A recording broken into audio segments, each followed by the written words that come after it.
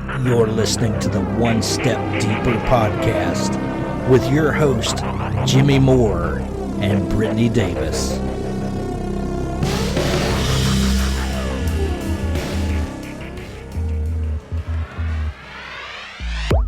OneStepDeeperPodcast.com. When you do 4 podcasts a week, you kind of have to fit them in somewhere. Yeah, that's a lot. I've got one coming up tomorrow, but I intentionally scheduled it on a different day than ours. Very nice. So good. Yeah. See, look at you becoming a superstar, going and doing podcasts outside of Jimmy. Okay. Is that still weird to go on other people's shows? I've been on several other podcasts at this point, but not weird, just different.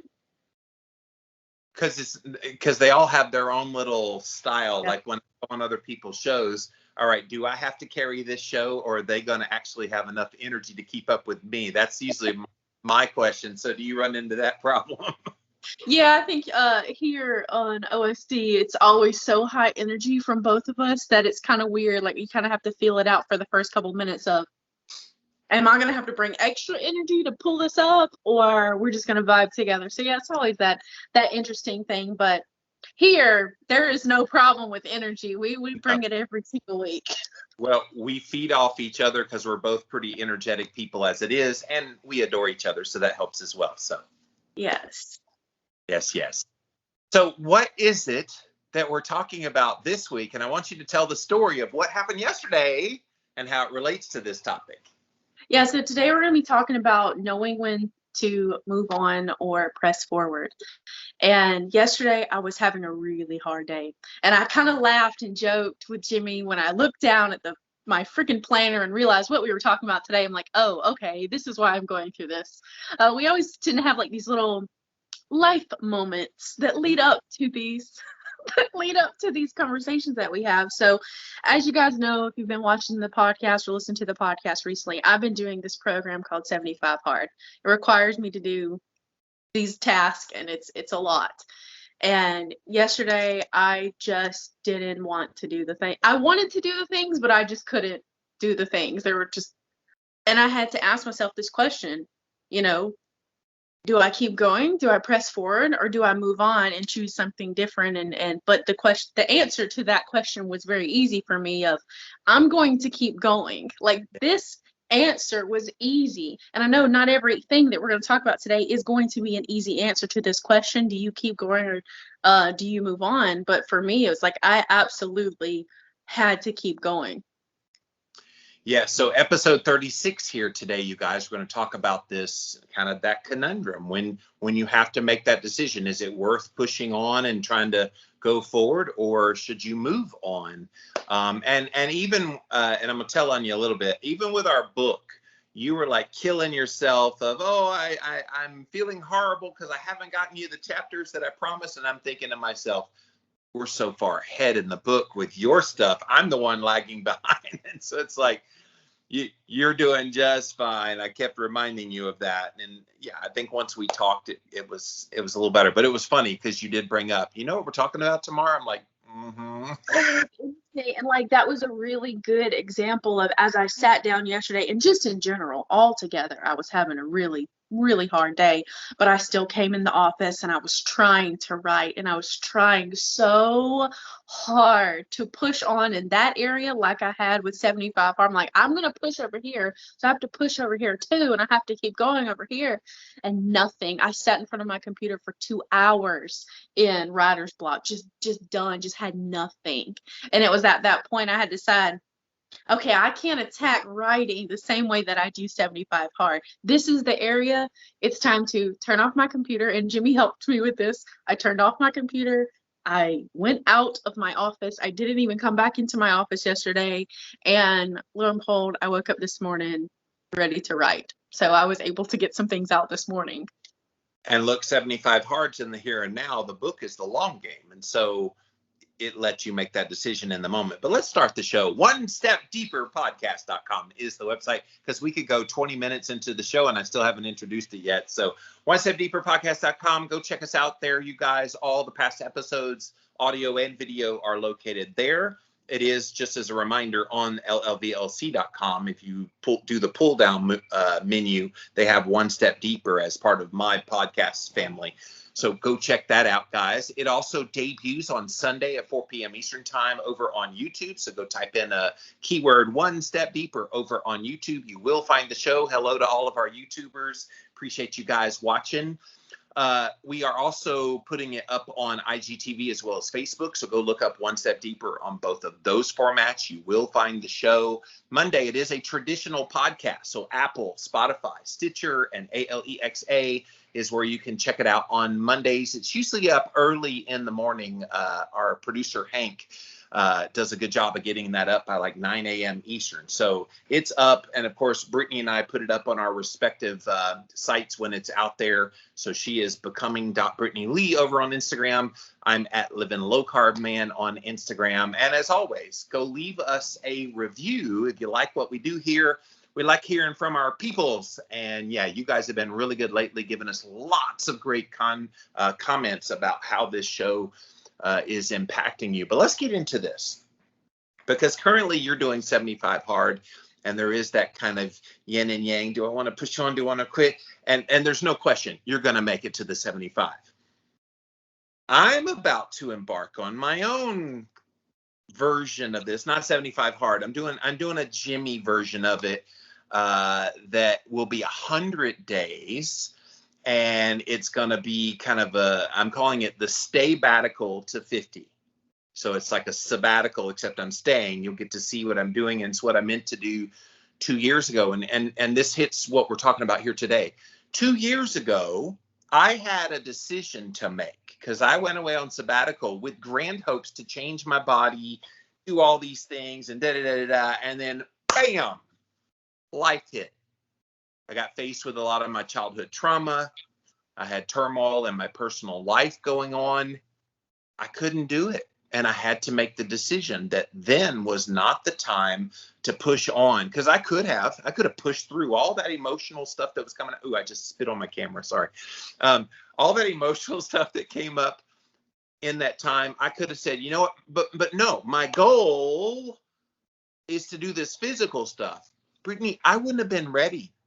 I would not be able to accomplish. And then it would have felt worse, because I tried and failed, than to recognize I didn't need to try in that moment. I totally needed to back away and just focus on what was important. And look, sometimes life's going to do you things that are unexpected. You got to deal with that before and put it to the side and push away from it and come back to it later, which is what I'm doing now. 2 years later, I'm getting ready now to do that thing I wanted to do 2 years ago. And listen, like, you've made a really good point, but I want to point out, like, just the key to this whole statement of, do you keep going or do you move on? Like, it's self-awareness. You have to be so aware in yourself and how you're feeling, and gauge that before you can do anything. You know what? A year ago, I couldn't have done 75 hard. No. And I can say that confidently because, well, it had been 6 months after the hospital at this point. Yeah. But I was not physically ready or mentally ready. And look, even now you're not totally physically ready, but you were ready. You're readier than you were a year ago. Yeah. And I remember having conversations with you last year about this time when this is when you were starting to somewhat feel better. And so psychologically you were back, mentally you were back. But physically, you still had some of those limitations, and you needed more time to heal. And so, even though the mind was willing and able, and I'm gonna 75 hard, the body was like, sit your ass. You ain't ready. Right. And self-awareness is so important. And I can say with confidence that this time last year, as I was mentally back in that position where I wanted to do things, but my body wouldn't allow me to in the way that I wanted. My body wouldn't let me show up the way that mentally I wanted to. I wasn't ready to compromise. I wasn't ready to change. I wasn't ready to make adjustments then. But now I've learned I am going to push forward. It just might not be what my brain initially thought push forward equals. So I have told this story that I was doing a workout very early on, and almost as soon as I started the workout, I got some pain in my scar. Well, instead of going, well, throwing away, I can't do 75 hard anymore, I changed my plan. Yeah. And as I changed that, because I was going to keep going no matter what, I'm going. And I changed my plan, and that didn't work out so well, and I was still hurting. So I was like, okay, we're walking. We're going to keep going, but we're going to keep going in a different way. And, I hope we get into this part. This topic, when we wrote it down, it's like, I want Jimmy's experience we talk about relationships a lot, but I want Jimmy's experience from the decision that you made to keep going with writing and podcasting and blogging and all the things that you've done when everybody else was in your ear going, you'll never do that. You'll never make it. You can't make money doing that. Like, I want to talk about that. Hey, let's dive right into that, because it was 2004 when I lost the weight. 2005, I started blogging. No intention of ever making it into anything more than, here, I'm going to talk to people on the internet. And then I decided to go full time in 2006. And yeah, the Boo Birds came out in force. I remember I was married at the time. And so they were like, how are you going to take care of our baby? You're never going to make any money from that. And even my own family what do you mean? What? Because I had a political science degree and a master's degree in public policy. You're not doing anything with your education. So yeah, the negativity factor, the peer pressure factor of you can't. I'm like Brittany, because when somebody tells me I can't, Brittany, I'm just like you. Oh yeah, you want to bet? Because I prove you wrong. And for me, it was just I believed in the bigger picture. I think in the moment, yeah, it seemed improbable that anything would ever amount from it. But I could see in the future that I had great skill and talent. And plus, I was already kind of overcoming the first kind of layer of the childhood trauma, wasn't as scared anymore. So I was coming into my own a little more. And that confidence gives you that ability to believe in yourself, to push on rather than give up. Because listen, no offense to those people that just like let things go and give up on things, but that's not my first inclination. And it's not yours either, with what I know about you. The first inclination is, damn it, I'm going to come hell or high water. I'm going to make this happen, especially when it's a goal. And I'll even back up to my weight loss. Same thing. I set a goal on a big poster board. I did pounds, and I did how long, and I put a whole year, and then pounds, and then I started at 410, and I just would work my way down, working my way as far down as I could. And for me, it was like, okay, I need to get to the next 10 pounds, and then the next 10 pounds, and then the next 10 pounds. And so 10 pounds was feasible, and I broke it up. Same with my career. Okay, I need to start a podcast. Let's see how that works. And okay, there's starting to be people listening. Okay, let's go to 2 a week. And you just methodically keep building on that. And you just pay attention to what's working. And if something's not working, you move on from it very quickly and let those things go. And this is kind of a microcosm of what we're talking about here today, of everything in life is choices of push on or let it go. And people have a negative connotation of let it go. Sometimes it's negative if you gave up prematurely, but some stuff needs to be let go. And sometimes you hang on to those things a lot longer than you needed to before you let them go. And then you let them go and you go, crap, I should have done that a long time ago. Yeah, and that's where this self-awareness is so important to just evaluate wherever you are in life. We're talking jobs, careers, relationships. We're talking all of it here. Maybe it's just a project that you've wanted to do and you're just like, it's not really working out.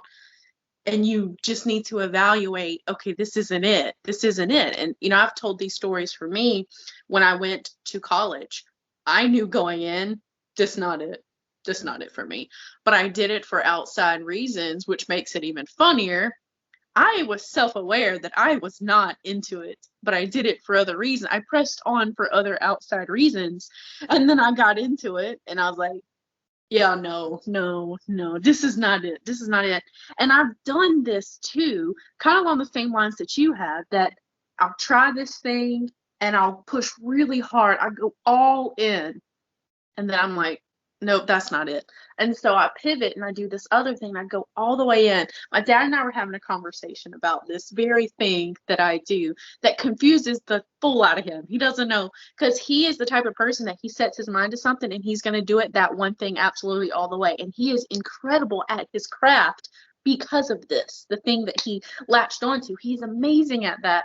And he looks in at my life and sees me trying this thing and this and this and this and this, and that bothers him, as if I'm quitting. And I've explained it to him in a different way. No, I'm not quitting this. I learned everything that I could to learn about this area, and I moved on to learn more. He tried Rocky Road. He liked it, and he kept eating it. You want to try all the flavors at Baskin Robbins. Yeah. Find the one that you go, yes, pistachio, that's the one, or whatever. Yes, exactly. And it was so curious having this conversation with him. And then he said something that lit my soul on fire. It was just the best compliment I could ever got. He was like, I will give you this, Brittany, no matter what you are doing, you give it 110%. Whatever you're trying, whatever is your new thing, you go all in. And I was like, yes. 100%. I go in. And that way that I know when I get to that point where I'm like, do I keep going? I know I gave it everything that I had. And yes, it is time to move on. There's no guesswork. You know what I'm looking forward to with you is where you don't move on from something because it's working. Look at this podcast. We're almost at a year on this podcast. And they said it wouldn't last. Yeah. Nobody said it wouldn't last. Everybody's loved the show.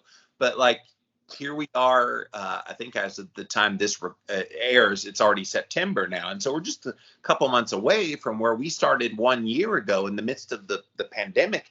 We put this out there because we felt like people needed to be challenged to go one step deeper. And here we are. And you and I are working on a project together now to write a book together. And same thing, like it's going to come out. We're already talking about the next books and we're not even done with this one yet. And so I love seeing that you have latched on to things that you do want to push forward with. I just wonder, will there come a point where you get bored with this show, where you get bored with the book writing, and maybe your expectations are somewhere here and you're actually ending up here? Will you still be as motivated to press on, or will you want to let it go? And thankfully, we've been friends for 2.5 years. You hadn't thought about letting me go yet, so I made the cut at least in there.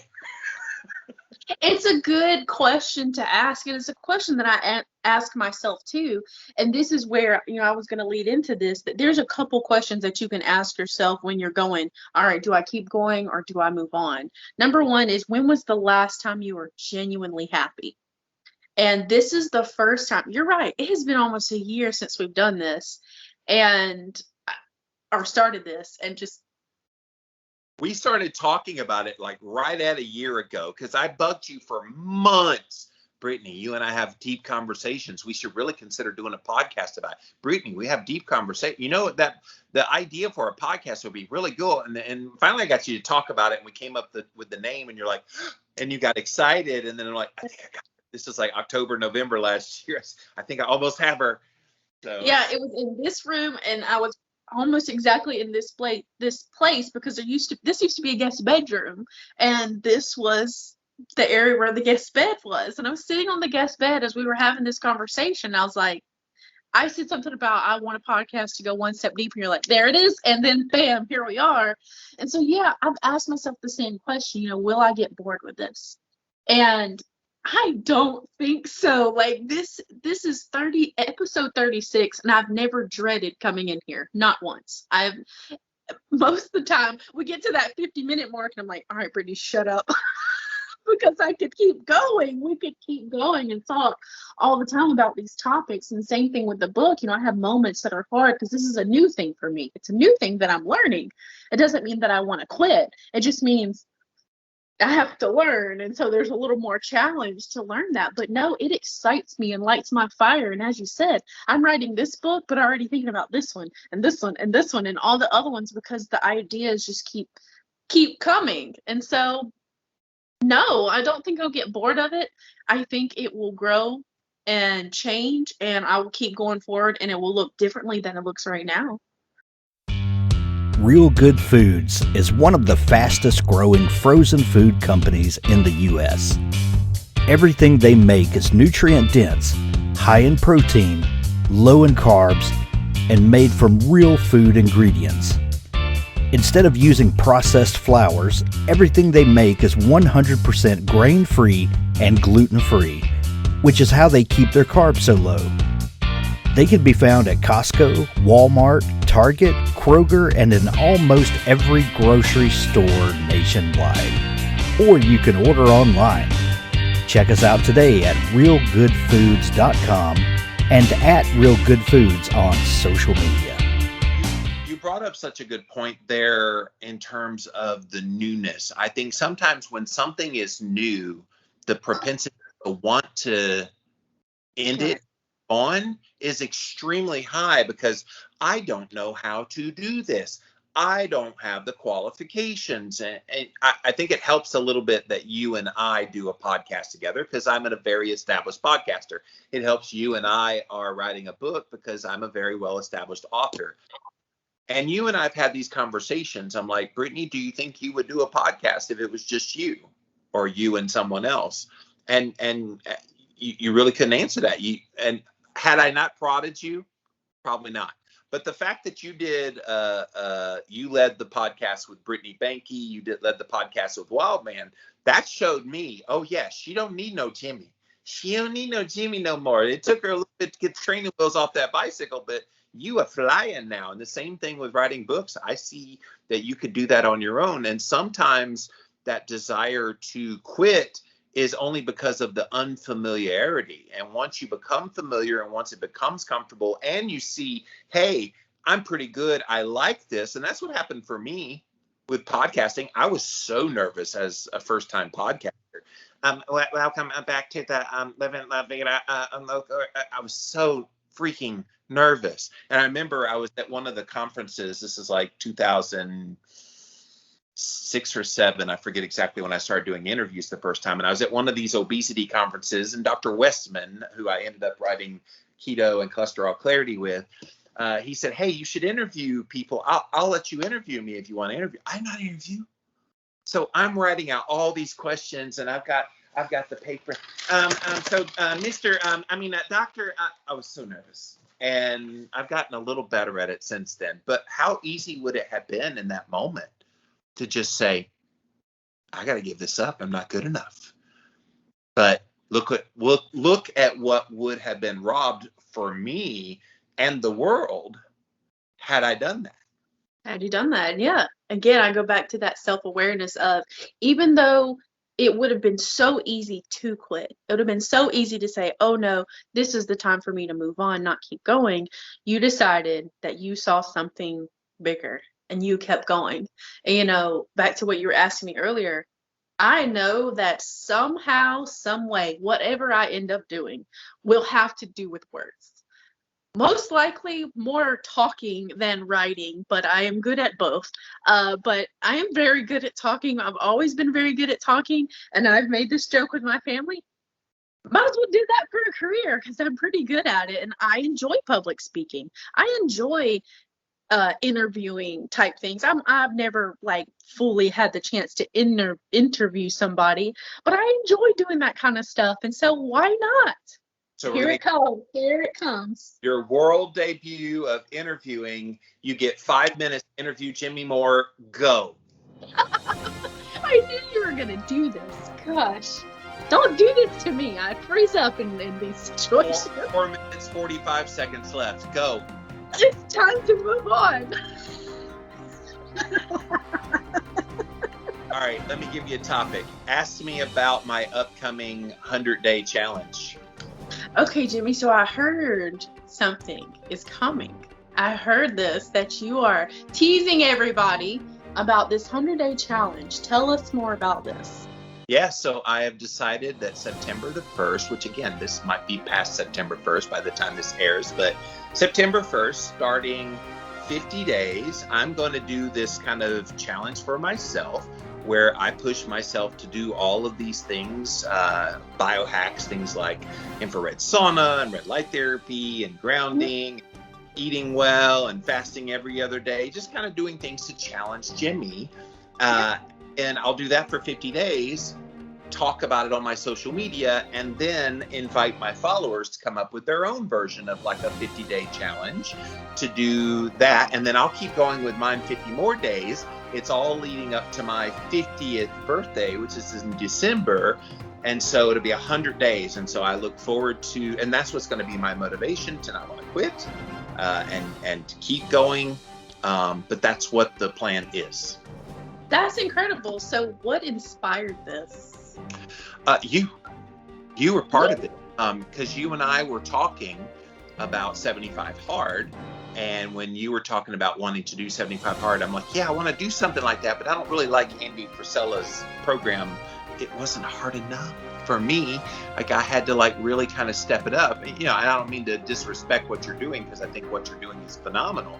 But for me, it was just, I needed to do something for me. And for me, I never got to do the physical aspect of why I went away on sabbatical 2 years ago. So this is me basically doing that part over while still being here, not going away on sabbatical. Thus I call it the stay-batical, because I'm staying around and I'm heading to my 50th birthday with this.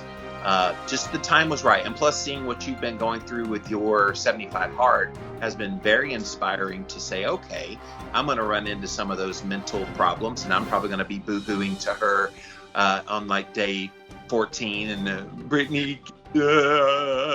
So that. Are you ready for Brianka? Because Brianka's not going to let Jimmy quit. Brianka, she better come out and tell me all the things I need to do it, and she don't do it. Oh goodness. Okay. All right. I got a little interview in there. Okay, but let's move on. See, guys, she knows how to interview. She don't need no Jimmy Moore.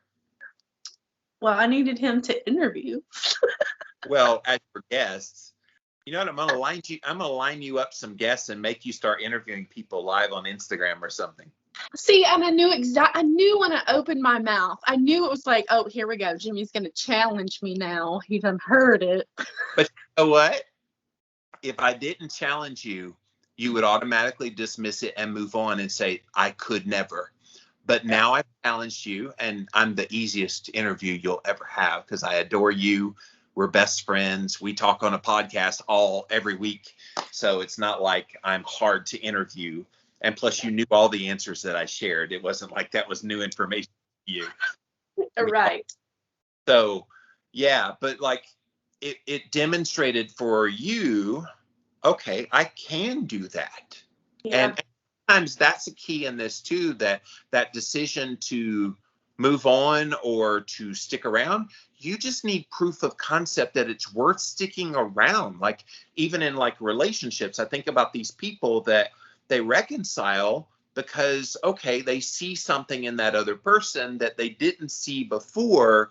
And then their eyes are open and they're like, oh, well, okay, I never saw that before, or saw a perspective of it. And then vice versa. You have to make that decision. Are they willing to change? And you've even run into this with a relationship in your life where you were at that conundrum. Should I push them away, or should I try to keep working and cultivating it? And you chose the latter, and you cultivated it, and now you two are very close again. Right. And I chose the latter, and I want to make this very clear. I chose the latter after very strict, strong boundaries. Yes. I said, I will move on. I want to move on, but I am not willing, like, move on with the relationship. I guess that would be considered press forward with the relationship.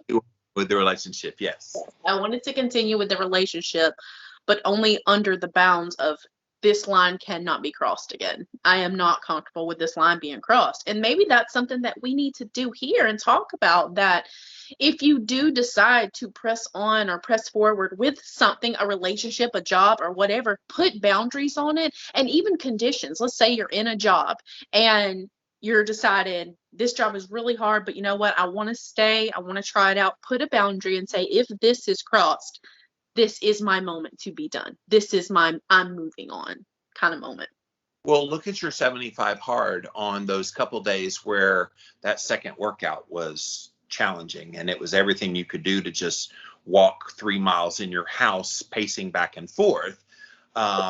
And in your mind, you could say, well, that doesn't count. And so therefore, I'm going to walk away. No, you decided to press on. And in fact, you overachieved with the 3 miles in your house because I think your goal was 2 miles. And then you're like, well, I'm still here. I'm still talking to my husband. I might as well just keep pacing. And you ended up at 3 miles. And so that scratched and itched in your head of, okay, it's not what I wanted to do, but it's more than what I would have done. And so you kind of played this little game in your head of, I balanced it out. So therefore it helped me to press on. Whereas if you only did the 2 miles, then maybe in your head, you're like, okay, it's over. Even though I'm continuing, it's over. So you would have less motivation. And a lot of this is just psyching ourselves into, oh, it's going to be okay. Like with my 100 days, I'm not doing the Andy thing where if you mess up a day, it's all over. You go back to 0. I'm not doing that. But I also am a very strong self-starter. I will do it.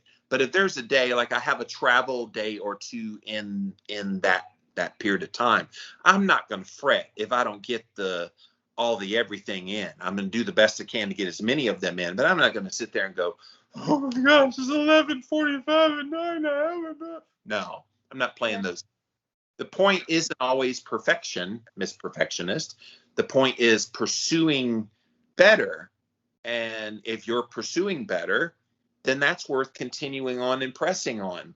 You don't just give up just because you have a little rough patch. Yeah, and that's what I love about the program, though, is that yes, there are these guidelines, and I have pushed every single one of the guidelines. I've drank more than a gallon of water in a day just because I wanted to. I have read, and listen, guys, this past week, one of the days, I read an entire 244-page book in under 24 hours just because I could, on top of doing all the other things that I usually do. It's just because I was like, how much can I read? It was this internal drive of how far can I go? Can I do this much? And so I knew I could do 10 pages. I had done 10 pages for 20 plus days. But can I do an entire book in a day and get all of my other things done? Last night, I knew that typically speaking, if I'm walking and pacing in my house, I can easily get 2 miles in 45 minutes if I'm just pacing my house. And I got to that point and I was like, can I do 3? Can I do more? And again, the choice was either sit down and have a conversation with my husband or continue to pace my house and continue to keep going. And that's when I was like, I'm going to keep going. And so it's just been really cool that the program, it allows you to scale it. You know, you can push really hard one day as long as you get your 45 minutes, or maybe it's a day where you just have nothing.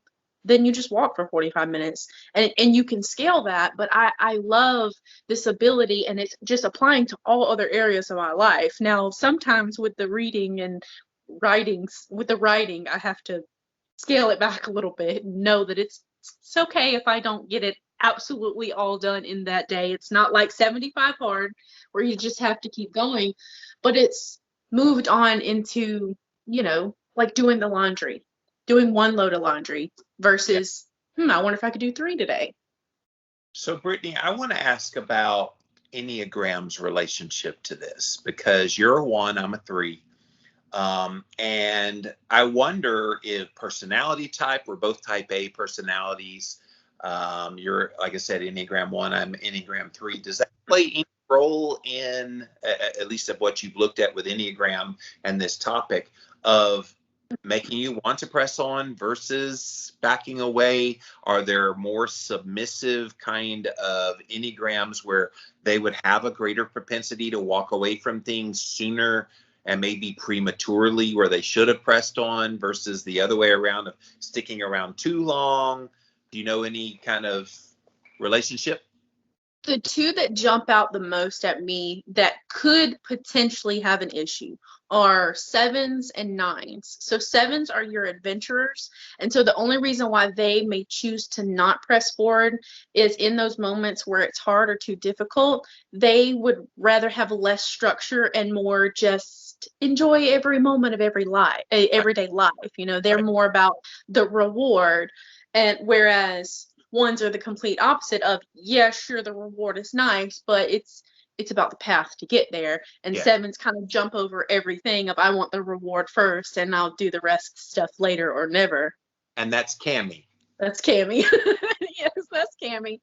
And I love that about her, but that's something that she will have to deal with later on in life, of understanding that, all right, let's pace ourselves, like understand and acknowledge and even be excited about the fact that you're an adventurer and that's what you desire in life. But, so I can see an issue there. And then 9, go ahead.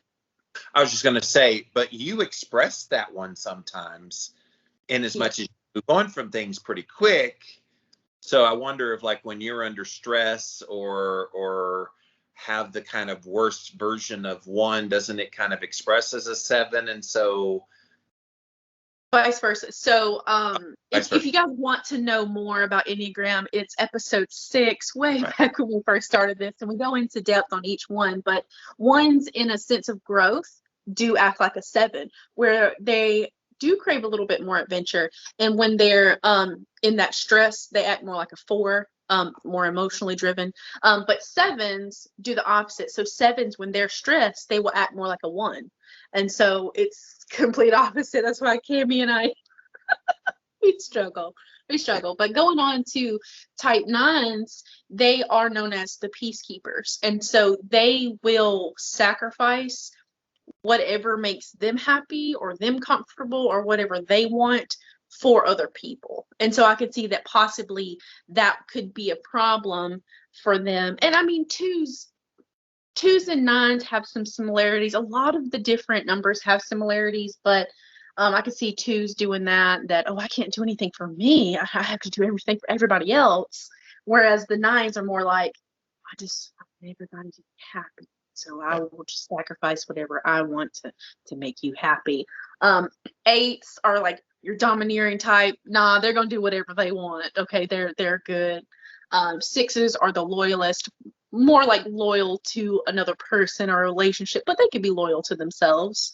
And there's all kinds of other types that we could talk about.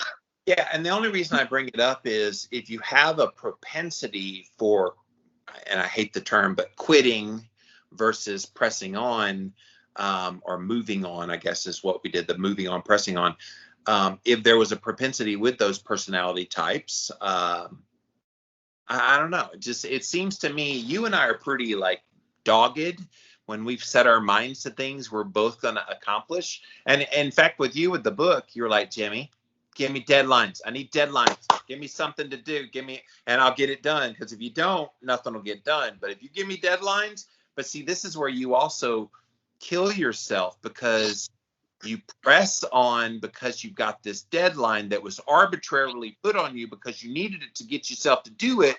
And so when you miss a deadline, you make yourself feel bad about it. And I tell you, yeah, but the deadline was only there to get you to, and it can become destructive. Yeah, absolutely. This is where I go back to self-awareness is so important. If you do know your Enneagram type and you do read up on your Enneagram type and you see that perhaps you have a pattern or a tendency to do this thing versus this thing, accept that, know that, take that into consideration when you're asking yourself these questions of, when was the last time I was happy? Am I actually truly happy in this job, in this career, in this relationship, doing this project, doing this thing? Does it bring me joy?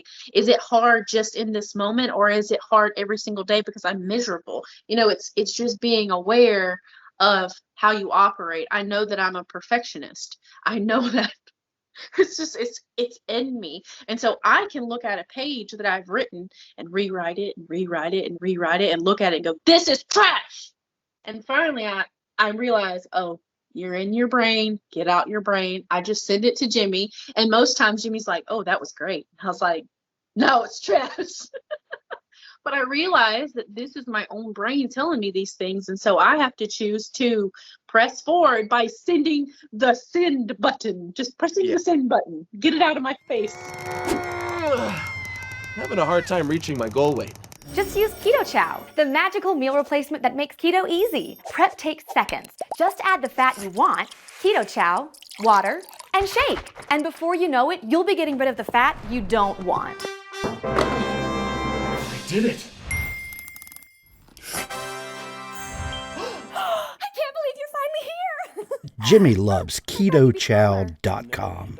And that is such a good point, too, that when we choose to move on, did we move on for the right reasons, or did we move on because we thought we had failed or fallen short, when in actuality we had done nothing of the sort, but we convinced ourselves of that? So this is another cautionary tale about moving on, is you're good, you were good enough.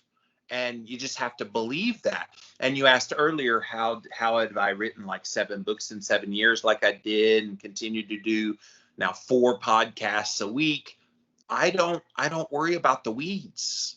There's a lot of weeds I could get caught up in. The hardest podcast I work on every week is this one, because I do like post-production work, adding in all the little words on the screen and things. All the other ones, it's like, all right, chop off the front, chop off the back, boom, it's done. That's my podcast. And I don't fret about it. And same with books. I just kind of put my head down, get it done, put it out there. And we're doing that now with our book. Yeah. And that's definitely crazy, weird concept for me, but I am honing that skill of just doing the thing. And, 75 Hard is definitely helping with just pressing forward, just doing the thing, Brittany. Just do the thing. You need a bumper sticker to just do the thing. Just do the thing. Oh my gosh. Like, I hear Nike vibes there, but like, just do the thing, Brittany. I'm laughing at myself. It's ADHD trait, perfectionism, paralysis, whatever. It doesn't matter why or what the reason is. I have the problem with doing the thing, starting the thing. If I can start, I'm going to press forward, probably past the point that I need to, but it's just starting, just getting going. Well, and look, that's where, when you started 75 Hard, that was the hardest part, was starting 75 Hard. For me, with this 100 days, September 1st, that's the hardest part of that day, that it's on at that point. And of course, you're doing yours very publicly. I'm going to do mine very publicly. There's eyeballs looking at you, and there's accountability there. And this is another thing. This decision to back away or press forward, if you got people watching you and expecting you to do a certain thing, they're not going to bemoan you if you have a good reason to walk away. But it's harder to walk away when you've got eyeballs, which is why I've been very vocal about what I'm doing, because I want the eyeball, so I will stick to it. Yes. So in the ADHD community over on TikTok, we call this body doubling. And there's a lot of people who will come on a live video and they just have their phone sitting there. They're not engaging with the people. They're just there there are people watching me so that I can get my work done. And I think that's a really cool thing. And even with weight loss several years ago, when I started on Instagram as weight loss, I used Instagram solely for the purpose of having external people looking in at me to hold me accountable. And sometimes that's what you need when you know you need to press forward. What's that food you're grabbing in your fridge there, Brittany? Right. And I told you about the 75 Hard was crazy, because I had done one workout. I had already read one day. I drank almost a gallon of water, and I realized I had pretty much, other than, and I had taken a progress picture that day. For some reason, I took a picture of my body, and it was like 4:00 in the afternoon when I was like, I've done everything I need to do. I was already following a diet, except for a second workout. And I'm like, we doing this thing. And then I remember asking ALEXA, I was like, how many days until October 1st, which is my 10-year anniversary? And she said,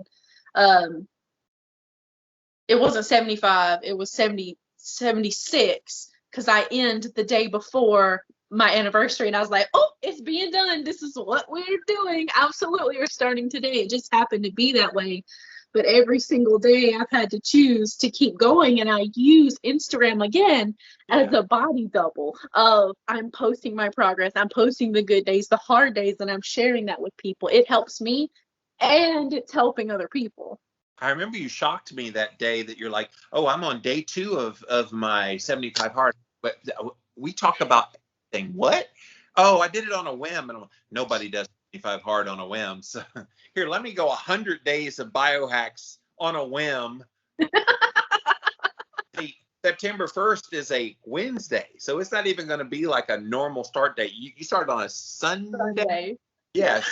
That's somewhat of a normal start date, Sunday or Monday, but Wednesday for mine. So, but you're doing it. You're, as of the recording of this, you're almost done by the time this airs. So I'm just kidding. A few more weeks by the time this is done, but you're a third of the way through. So you're rocking it. Yeah, and absolutely. You have so much vested in it. Ain't no way you're going to move on. Not now. I have said I followed this Facebook group talking about the same thing of, and I love that body doubling again, of having somebody to be accountable to. There's this group, and it makes me so sad when people will be like, oh, I forgot to do something. I'm like, I don't see how, because it is all my brain. They'd be on day 46 or day 50. There was someone who had to quit at day 65. I'm like, 10 days short. They had surgery. And so I understand. It was a legitimate reason. But I just was like, oh man, that's got to be so hard. But yeah, you are so right. I am so vested in this. I'm not stopping. Earlier this year, I had a goal of doing a 40-day fast. Mm-hmm. And guess when it ended? 18. Yeah. Fail, Brittany? No. I failed to hit the goal. I ended prematurely, but did I fail? And so, like, I think Andy Frisella with his program and with what I'm doing and with anybody, you can set some lofty goal, but just because you don't necessarily hit the goal, you end it prematurely, you don't press on, doesn't mean you didn't get anything out of it. That person that went 65 days, I promise you their body changed dramatically. They feel better. And when they recovered from their surgery in the hospital, I guarantee you they went back to it. Yeah, and let's talk about that for a second. The fact that we think because we didn't get to XYZ that we failed and we learned nothing. But that's so, wow, I do this to myself, guys. This is a Brittany thing. Ask Jimmy. I will set this goal, this loft. Listen, we do not have a problem with lack of goals. We have a problem with too many goals. Like that's the thing. We put all of these high expectations on ourselves. And when we fail to get here, but let's say we got here from down here, right, we still see it as a failure because we didn't get here. But look how much further from here to here. Look how much, that's it. And most people are down here. So you're far above the average, and yet you want to beat yourself up because, like, same with weight loss. Like, oh, I wanted to lose 100 pounds and I only lost 78. I'm like, only? Listen, I've been in my brain about this because I am working so dang hard that I'm like, this scale better show how hard I'm working. I'm working so hard. And I keep telling, oh, I've only lost 8 pounds. I'm like, yeah, it's stupid. In 3 weeks. Stupid. That's good. You know, on my 100 days, I'm not going to step on the scale. I'm not interested. I am going to take the pictures every day, so I will take Andy's advice there. I'm going to put like a little X on the ground, get in this well lit so you can see everything, and then stand in this same spot and take it in the same spot every day for all 100 days. It'll be exciting to kind of see the changes, because when you posted, what was it, day 12, 13, whatever it was, and the changes that had happened in you, I was like, Britt, yeah, you might have only lost X amount of weight, but look. Yeah, exactly. And so that's another thing with talking about this. Measure your progress in different ways. Don't just measure your progress by, here's your goal. If I don't get to this, have stepping stones to get up to that point. So Right. then if you're asking yourself the question, do I press on, move on, or press forward? When you're asking yourself that question, you're not thinking that just because you're not here that you need to quit. What if you're here from down here, and just keep giving yourself these small increments to build up to. Well, and think about the measurements you're using to quantify whether you should press on or move on. Because maybe if all you're looking at is, for example, in the weight loss realm, scale weight, that's not going to tell the whole story. And then, measure inches, look at progress pictures every day. So many ways to quantify it beyond maybe some narrow way to do it. And so if you're making that decision about whether you should press on or move on, you've got to look at, okay, how am I quantifying this metric? Because if it's just monolithic and maybe that one metric is not very reliable, and this is applicable to all areas of life, not just losing weight, not just it's all life. Quantify it in a variety of ways, and even outside the box quantifying it. Like sometimes people are like, well, I'm not losing weight, so therefore I need to give up on my diet. I'm like, okay, but what's happening to your blood sugar? What's happening to your energy levels? Do you sleep well at night? Are you blah, blah, blah, blah, blah? And you start looking at all those kind of markers to quantify it, and it puts a whole new perspective on it. Absolutely.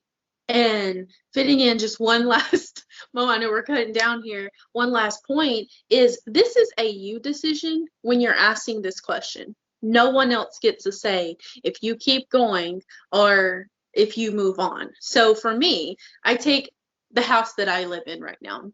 My family looked at the last house that I lived in, and they had no idea what my financial situation was because my financial situation behind closed doors did not look like the house that I lived in. And that was by design and on purpose. And I did that, and I lived in a house that looked less than for a marked amount of time to build up so that I could move on from that. But everybody in my family was like, you can't do that. You can't do that. You can't do that. Yeah, they lost their shit when you decided to move because they doubted you like all my family doubted me when I could see the potential. I had built up and saved up all this talent that I knew I had, and it was just a matter of cashing it in and then seeing what would happen. For you, paying for the house and putting it out there and getting there. Now, what do they say, by the way? Oh, they still don't like it. But I was going to say, don't let... What? I was like, that's another issue altogether, separate from are you sure you can afford this? Are you sure? Well, I would like to add this in too. Don't let the people who chose to not keep going stop you from keeping going. Because there are so many times that the naysayers who did quit, they want you to quit so they feel better about quitting. Don't listen to those people. You keep going. I'm so glad you hit this at the end of the show. And I want one more comment on this is, yes, sometimes you walk away and you don't stick around because the peer pressure got to be too much. Like, can you imagine if people said, you're horrible at this podcasting thing. You don't have any business doing this. You've not been to broadcasting school. How dare you think you can do something with that? How easy would it have been for me to walk away because of that? I would have missed my calling in life. I feel like I was meant to be a podcaster. And I am one. And I'm a long time one. And I'm going to be 90 years old. Hey, guys. We're here with the One Really Deep Step podcast. Never someday. I'm going to keep doing it for as long as I've got this voice and got this energy to do it. You're going to be old and crusty. If I'm 90, you're going to be, 70? So. Yes, exactly. That would be hilarious if we're still podcasting. What would that be, 40 years from now? Wow. Yeah. That's something to think about. But yeah, we won't let people, we're just going to keep going and press forward, and we're not going to let people get in the way of the people who did quit. No, we got this. We're going to keep doing this. One Step Deeper Podcast, episode 3,434. Oh gosh, can you imagine? Yes, I actually can imagine, because I imagine that about the Living La Vida Low Carb Show, which is at almost 1,800 episodes now. So I do imagine that, actually. Because you just kept going. Just kept going. I didn't give up, no matter how much they call me fat and stupid and whatever they want to call me. I'm still here. I'm still standing. Yes. All right, guys, that was episode 36. Thank you so much for being here and hanging out with us and listening and watching and all the places. Remember, onestepdeeperpodcast.com, and Sundays, 4 p.m. Eastern Standard Time. That's where we air all the episodes over on YouTube. And that's the first place you can find it. And then again, on Mondays, you can find it anywhere you listen to podcasts, Apple, Stitcher, Spotify, Alexa. One of my favorite places to watch is it. Watches it. Is it? Oh, goodness. You can find the full episodes on Facebook, on the Facebook community, One Step Deeper Facebook community there. And then also over on Instagram. I know Jimmy puts it up on his personal page. I put up the tidbits on my page. So we got Living Low Carb Man, Becoming Brittany Lee. And then you can find the full episodes over on One Step Deeper Podcast on Instagram as well. And as always, please leave us reviews and comments, what you want to hear from us. What do you want us to talk about? Because we always have topics, but we love hearing from you guys. What do you want to hear?